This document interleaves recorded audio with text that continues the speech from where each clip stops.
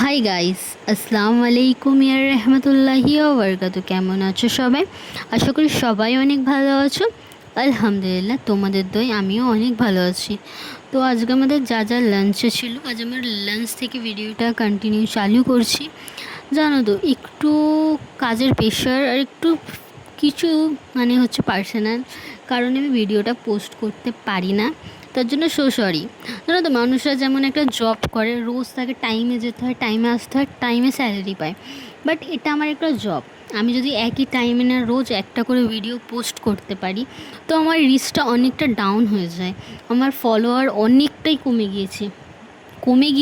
গিয়েছে। কিছুদিন আগে 13টার মতন কমেছিল, আজ তো 20টার মতন কমে গিয়েছে।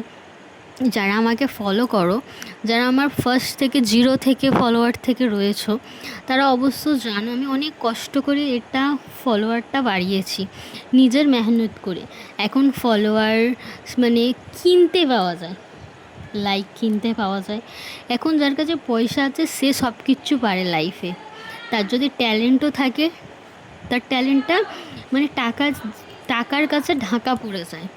মেহনতটা তখন দেখা যায় না, তখন টাকাটা হচ্ছে উপরে থাকে না, তাই জন্য। তো আমি অনেকটা কষ্ট করে ফলোয়ার বাড়িয়েছিলাম। আর আমাকে যারা ভালোবেসে ফলো করো বা করেছিলে, তার জন্য থ্যাংক ইউ সো মাচ। তোমাদের জন্য আজ আমি ভিডিও করছি আর দিতে পারছি, আরও উৎসাহ হচ্ছি। তোমরা আমাকে এত ভালোবাসা দিচ্ছ, এত ফলোয়ারটা কমে গিয়েছে তো কী হয়েছে, একদিকে স্যাড বাট একদিকে আমি প্রচণ্ড হ্যাপি। আমার অনেকটা ভিউ আসছে। কিন্তু প্লিজ যারা যারা আমাকে আনফলো করেছো, প্লিজ ফলো করো।